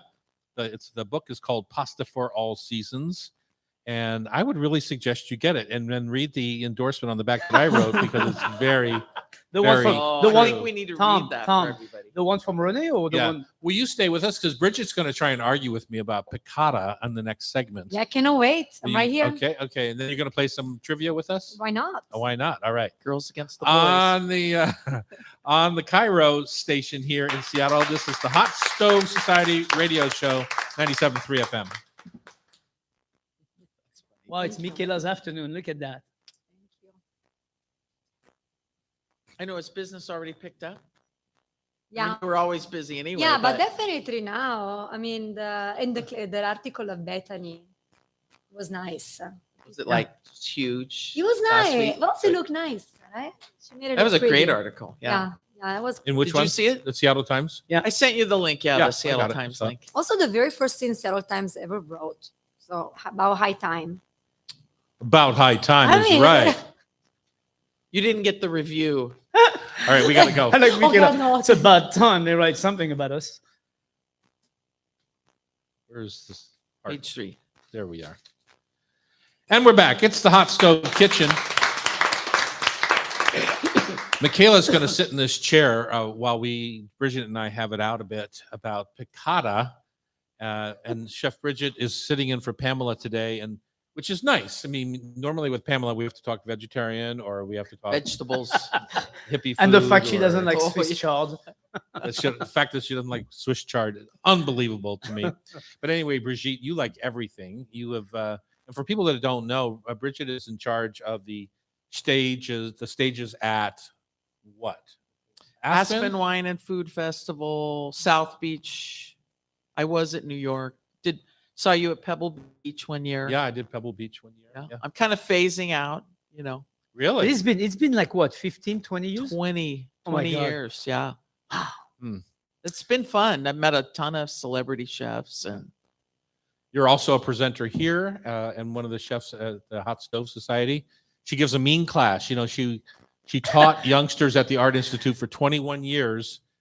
And so she doesn't put up with any guff here in the kitchen. I don't Nope. care how old you are. It's all about technique, If right? you Yeah. can, if you can teach teenager, you can do pretty much anything else in life. Well, yeah. She has a That remains to teenager, be- so we'll have to have this Yeah, it's true. conversation. Yeah. Okay, Bridget, you are going to talk a little bit about some Italian techniques because you spent some time in Italy. Well, they're just cooking techniques, so it pertains to all of us. But Pamela was saying, what should we talk about? And I was saying, man, I get asked, I can't tell you how many times in class I say, look, if you're trying to hot saute something and you're trying to sear it, the pan needs to be completely empty. Get a good stainless steel pan. The pan needs to be empty. You need to put it on the burner, turn the heat on low while you go gather your ingredients. And then you come back and you've got a nice piping hot saute pan that you add a teaspoon of oil or maybe a little bit of butter and you sear that item you're going to cook, whether it's a piece of fish, it's a steak, it's a thin piece Yeah, of meat, a piccata. My Well, analogy, did you ever turn up the heat? It's still on low. Well, once it's on low, then you crank the heat to high. okay. You never mentioned that. Sorry. part. Yeah. Sorry, listeners. You crank the heat to high so that you don't want it smoking hot because the oil's going to immediately burn. So it's just understanding, and you're going to have to practice, practice with water. It's easier. You just take a little drop little- of water and just drop it in your pan. With the oil? No, before Oh. you put anything in the Phew, pan. because it spits. That's a good point. That's a Yeah, good and- little tip. And you see the bubbles, how they move around the pan. If they're sliding really fast and it disappears, the pan is hot. Right. And so I tell people, because we'll teach classes here where they have to saute. And Mhm. it happened last night. We had a gnocchi class last night and we taught them brown butter. And there was one pan back there. Sean was back there with them. And whew, the flames. It was like, ooh, that pan was a little too hot. They were like, it was a little burnt. If your new pan- pan, new butter, Yeah, my advice is if your pan is too hot, don't start with butter. Start with oil or start with fat, which is the Well- best thing you can have. That little chicken fat or pork fat you have on the side of your stove.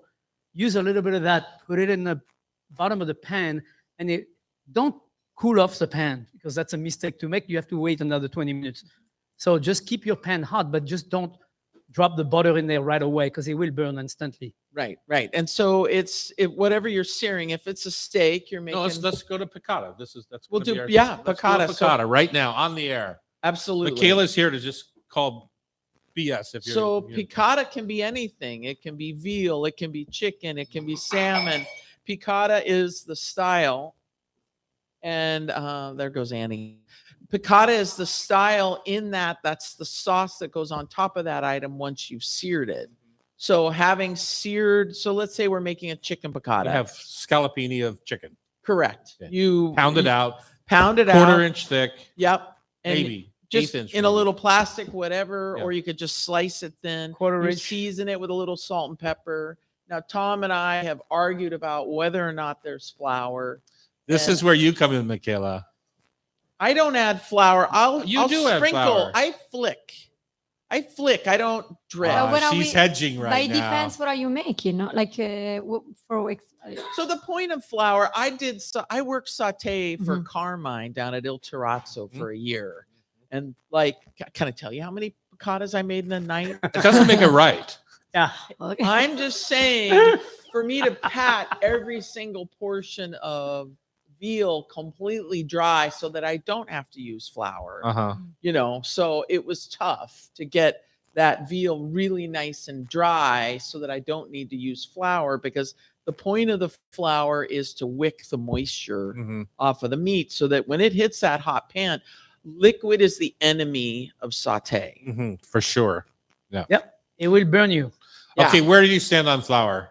Well, if I make piccata, no, is a general concept for many, many things. Right. If I make scallopine, like veal scallopine, Mhm. very simple, and we don't use marsala. We usually make lemon veal scallopine. I use flour, Little bit. little bit. So, and I do So? a mix of flour and butter and olive of Just oil. lemon. olive And oil. then to make sure it's hot enough, I drizzle, I sprinkle a little bit of flour inside the pan to see if it's hot. ready. And then I do flipping once. Right. Obviously, I think there's another thing, flipping Mhm. 300 times Yeah, yeah. and you have a mess. Yeah. And then I splash my whatever you want to use, marsala or Yeah, Okay, so lemon. stop Okay. right Okay. there. So now, so against my better judgment, you've used flour. Yeah, but this is just for scallopine, no? Cioè, no, It's because, just- like, well, yeah. it's not, well, it's the same thing. Bean It scallopini. is, but it depends also what you put on top. Like Okay, if so you- now we've got a good sear. Are you getting any brown on your meat? No. I so mean, a it's- little yeah, bit yeah. is golden. A little bit is golden. Golden. Okay. Correct. Okay, so now what? You pull your meat out and put it on a plate? Set it aside. No, you don't. Well, but this is, That's Italian. That's They Italian. leave the meat in I there. spray the Yeah, you leave the lemon. meat in. When I flip the second time, Uh-huh. I mean, there is nothing in this recipe besides the meat with a little bit of salt, the flour, and then one time, second time flipping around, and then I spray the lemon straight from the lemon, and Yeah. and then Vino I played Bianco, it. Vino Vino Bianco. Bianco, but the kids, They don't like that. they do, but they will drink plenty in the future. So that's in there, and the meat is still in your pan, and now it's boiling away, It's not. right?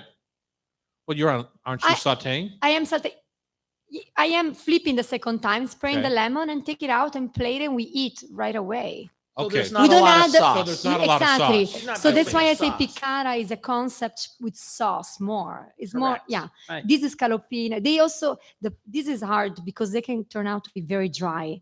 So Right. you Right. need to be very, very Fast. fast and careful in the heat, But that's The another way- Well, the that, way- that clarifies for me a little bit the fact that there's no sauce, Correct. because I Mhm. thought you were boiling down the scallop No. with a little It bit of takes wine. 4 minutes top Okay, to make okay. it this That makes sense scallopine. to This is me. Italian scallopine. Everyone, when they don't know what to do, they get a piece of pork loin, they cut a little bit, pound it, and that's what they do. It's the last What moment. do they do? I like the.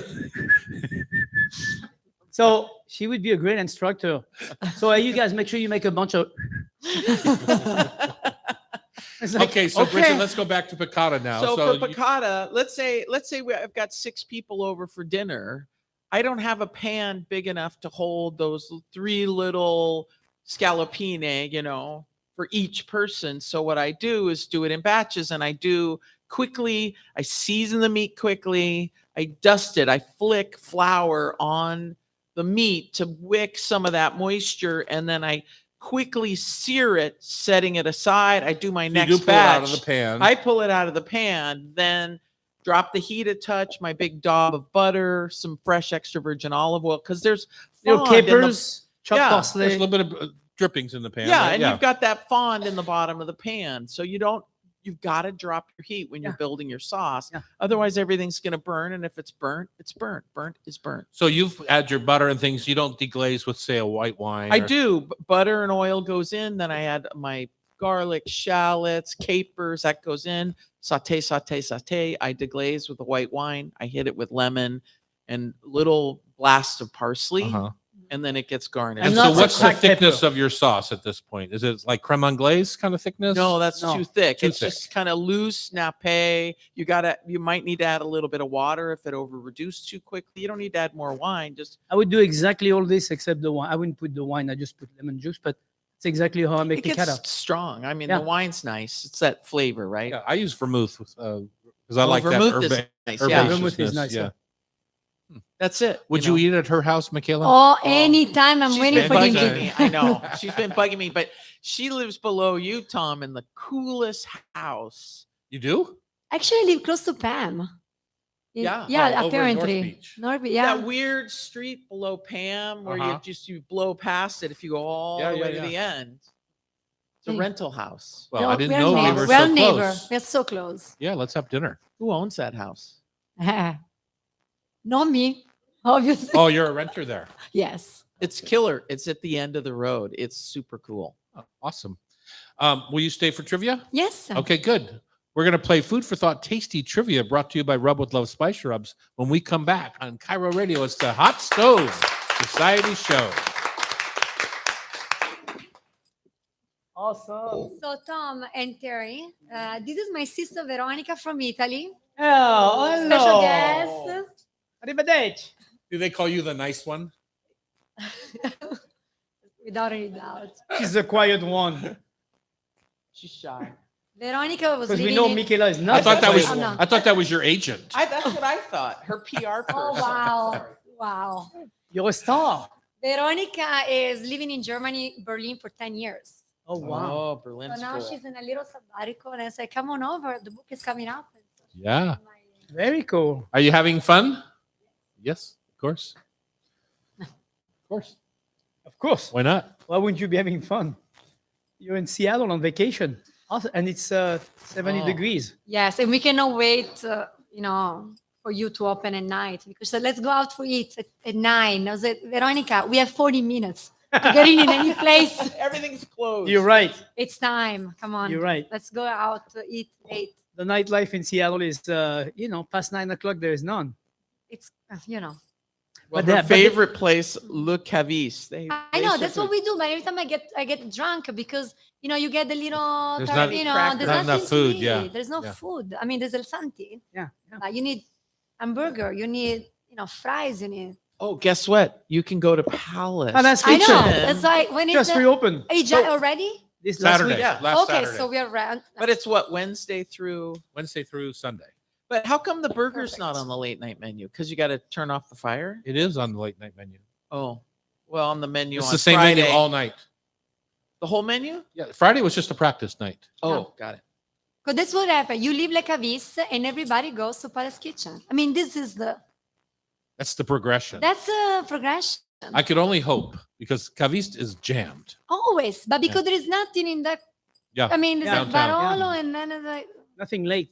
nothing. And nothing of that nature of like, just easy dining and drinking. Yeah, and have a nice beer and just like talk and meet friends in downtown. No, you need And as Jackie puts it, listen to thumpy music. yes, why not? We were just, in Manhattan the last few days, and everyone's got thumpy music. Yeah, As we get older, that's great. Yeah. We love I used to that. I say, start to know, remember I know. all the We letters I got over the years of people saying, "Turn down the music." Oh, really? We got a shout out for Harry Belafonte. oh yes. Ah, nice. That was an amazing obituary in the New York Times. Just like, wow, What a powerful guy. What a life. Yeah. What a life, yeah. What a legacy. Yeah, Yeah. KXP did a nice special too. Yeah. I played it last night after class, or no, before we started class, and Jacob said it was boring. Deo. Deo. First thing that comes You to okay? mind. Yeah. Is that a call for help? That's one of the songs from Harry. Nice voice, no? Oh, Yeah. Terry, Don't get him You gotta started. take him- Not easy. Not Don't easy. get them started. Oh my God. You got to take him out for karaoke. Kill it. What's your karaoke song? That one, Deo, probably. And now. Oh, Oh. Frank, Hands Frank. near. One of those little croony song. A rat That's what I packer. should do. I should put Frank Sinatra on for our pre-class music. Don't. I love Frank. Don't and say you didn't. I usually put on Yacht Rock.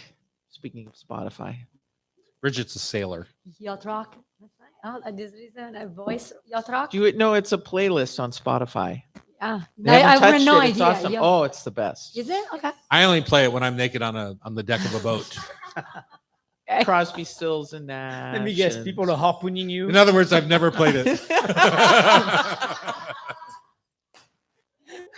When you were in Monaco in the bay, Yeah. naked on your yacht.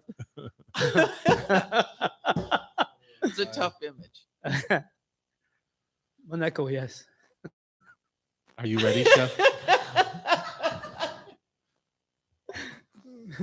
Michaela, just saying, usually when people bring a book and own a restaurant, they bring us a little something to eat. Oh, shame on me. I No, know. you guys should just go down. Oh, to you were Costa. distracted. I know. Yeah.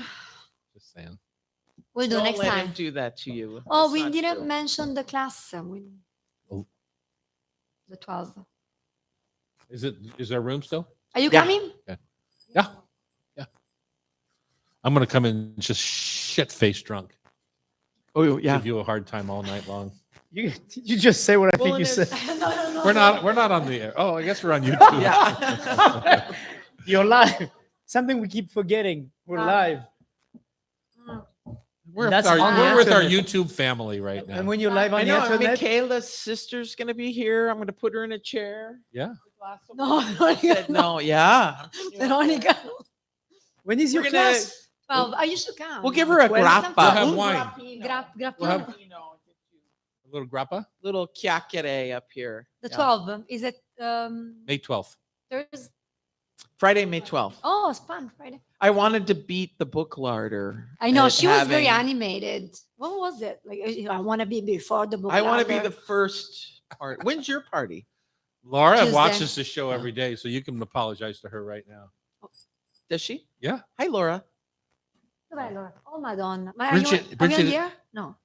You're, on the air? yeah, right there. That's you. But no, are we? No, now? we're not on the air, Oh. but we're on YouTube right now. You're live Oh. right now, Michaela. Ah. Right now, you're live on the internet, which is worldwide. Oh, I didn't say anything. Your family in Did Italy you tell is your, watching they, right your now. is your family in Italy watching this right now? I know. I don't think so. I was. It's only 9 hours ahead, so it's They Yeah, can, they they can should. podcast. They can podcast it. the podcast. They can take the. They they can, can go to just go on YouTube. the internet. Okay. Let's go to YouTube next week, and they'll see the whole show. Okay. Say hi. You're in the movies. Just say, hey, I'm in the movies. I was in Hollywood.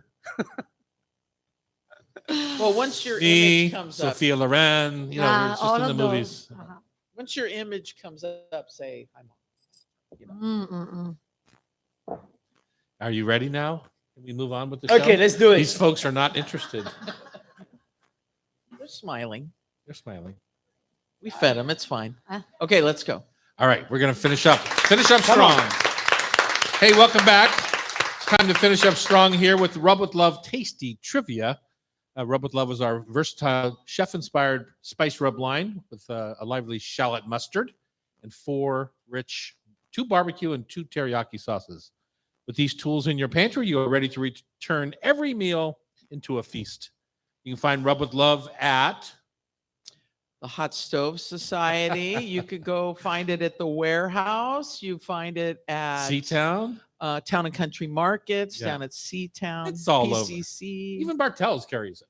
Oh, right. They have those sales, Or right? you can go online, find it online. So there's TomDouglas.com. That's the secret of everything here. exactly. Bridget, I'm going to say this since you're not our usual host today, but the way you play this game is you give each of us 5 5 questions, questions, yeah. and the person who gets the most correct wins. And the guest always, no matter whether she wins or loses, most likely today she's going to lose because she's up against Chef Terry and Tom, Whoa, the whoa, mighty, whoa, easy, the mighty easy now. duo. This is not a pattern that we're going to use. She gets to Uh-oh. pick somebody in our audience to shop in our gift shop after the show for Oh, 3. so they don't free win. They don't spice win rubs. 2 free pastas from Pasta Casalinga. No, but they could come to the class if they Okay. want. Also, Wow. Not free, but they could come on May 12th. You're teaching a class here. Yes. no. But they could go to her place, and she could, since They, she yeah. lost, they could get Oh, if she loses. right. I guess we're making an assumption there. No, I You I are. did it. You know. You guys will see by the questions I threw in. It's international Oh, technique. okay. All right, fine. Okay, let's get started then. Wait a minute, though. Hold on, Tom. You It's did only not a 2-hour plug- show, Bridget. You did not plug my favorite place, Hot Stove Society, with the class that's happening on May 12th. I just did. May 12. Yes. I know, but it's not live. So for the listeners out there, there are still tickets available. It's going to be demo only. The price of the ticket includes a 4-course meal. Uh-huh. We're going to do 3 delicious pastas from her book and do a nice salad. And who's coming? Tom is going to come and As in, have- who's the chef cooking? Michaela is Yeah, Michaela's the chef. And for the book is pasta all seasons. pasta. Yeah. Exactly. Okay, Sean, Dettori, will you go back and fix that? Because I did say that, and then Bridget kind of said it again. So just leave Bridget's in if you would. All right. Let's get going. Okay, so tasty trivia. Yep. Today I'm gonna have Terry go first. I had Terry draw from a bowl of questions. Yeah, Terry no- gets 5 questions. The first question, Terry, Go ahead. there's no multiple choice. I'm sorry. What is the small cake or cookie that is made with ground nuts and whipped egg whites? These are soft Pre-owned. sponge. Oh, it's Chef Terry's turn. I'm so sorry. And they have a rich. Let her finish. These are soft like sponge cake and have a rich flavor of nuts. Tom's going to be using those in the next week or so. Well, I think friand is definitely a good answer. Or financier. I mean, Or that's the one. financier, That's, the the, other one. that's Yes. the one I get at Le Panier when I go to Le Panier. They're the too, best. yeah, Yes, correct. All right, the second one. What is the Italian cold salad containing eggplant, celery, tomatoes, raisins, pine nuts, seasoned with vinegar and olive oil? What is the name Michela, of? I'm calling my No, Italian no, friend. don't answer that, Michaela. Why not? It's about winning and losing. But we'll let her answer if you can't. Antipasti. I'm gonna go Is that with- your answer, Terry? No, He does not know. Michaela, would you like to potentially answer that question? Caponata. Ah. oh yes. Okay, Terry, here's a good one for you. What is the French or Italian Uh-oh. name for the dessert of custard sauce topped with whipped meringue? Egg custard sauce topped with meringue. That would be It's a floating dessert. island. Correct. As But what's in- the French name?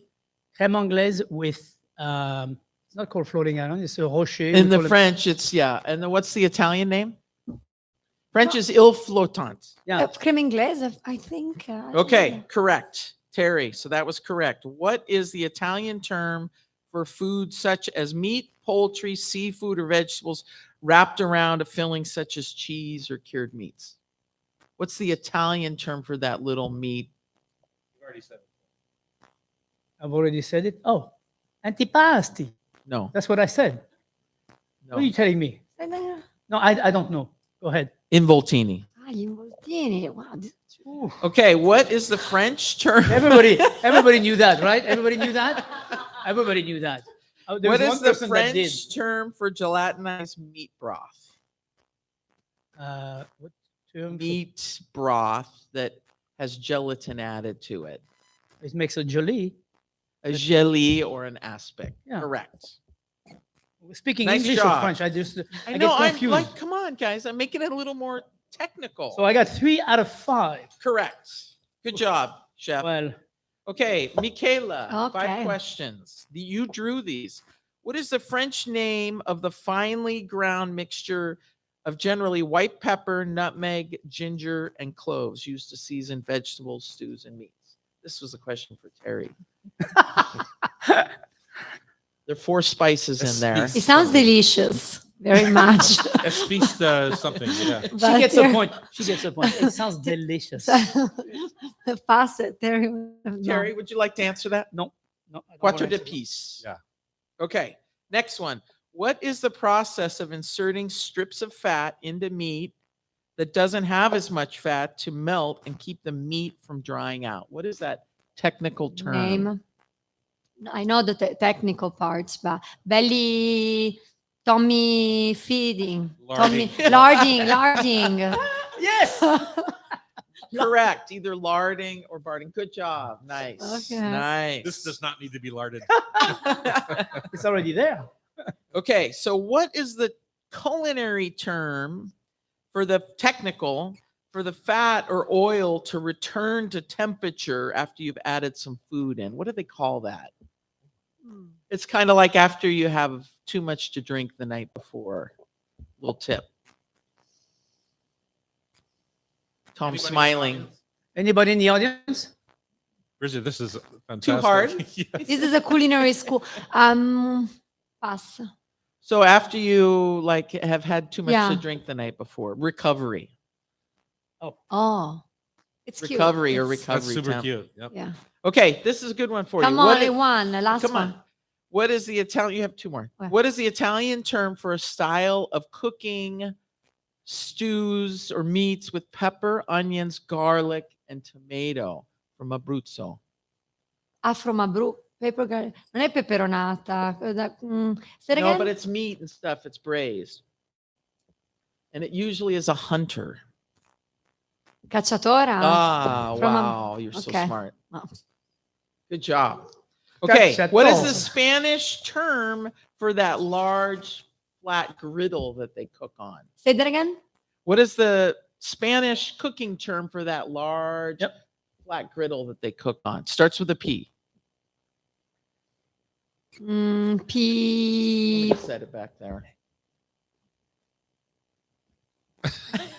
Plancha. Plancha, la plancha. Ah, perfect. Plancha. Nice job. Way to go. Nice. Good job. Okay, Yay. Tom. All right. very good. 3 out of 5. We're All right. tied. Wow. Okay, Tom, what is the name of the curried chicken soup adapted by the British from India? Originally, it was enriched with coconut milk, embellished with almonds and apples. I only know the Thai version, Tumka Guy or something like that. Right, but the British. Mulligatawny. Ah, see, I need. Oh my God, you got that. That's cool. Okay, Tom. This is a French term for Terry, but we'll see if you know it. Thierry. Terry. The greased round of paper used to cover meats during the cooking process. There's either in Italian or in French. Terry's smiling. He knows what I'm talking about. The parchment, the greased parchment. Yeah. Cartouche. Bingo. Cartoccio. Okay, you'll get this one. What is the Italian dish made of fontina cheese and cream served over toast? Fonduta. Perfetto. Yeah. Si. Like at the palace. Si. No. Okay. Oh, this is a good one. Tom. What were all the others? Name the spices in the 5-spice mix used in Chinese Oh, cooking. that's Do you know them all, Chef? nope. No, neither do I. I'm going to say fennel, cardamom, cinnamon, star anise, agreed, and ginger. Yes. Ginger and white pepper. Yeah, there you go. That was Okay. 6. One more. One more, Tom. Wait, don't cut me off yet. What's the name? What's the name of the Brazilian dish very similar to cassoulet made with black beans, sausage, bacon, ham, various cuts of pork? Delicious. It's Brazilian. Yeah. Starts with an F. Brazilian delicious. Not a clue. Feijoada. Yeah, exactly. Not a clue. Terry knew. Voila. See, you guys got each other's He's got questions. 4 out of 5. You won. Tom, you won today. Congratulations, Michaela, for Michaela. such a good, nice new book called Pasta for All Seasons. Thanks for sharing that with us.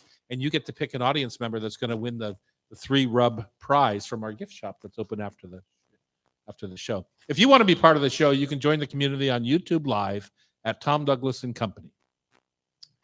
Also, remember, if you miss any episode of our Hot Stove Society show on Cairo 97.3 FM, you can listen via podcast. Just subscribe with your favorite podcast app. The show is produced by Bridget Charters today. Sean McFadden over there on the technical, and Sean, don't call me Dottore, at the Cairo studios. Thank you for sitting in, Bridget. And Thanks, Tom. Have a wonderful weekend. Thank you so much. Thank you for having me.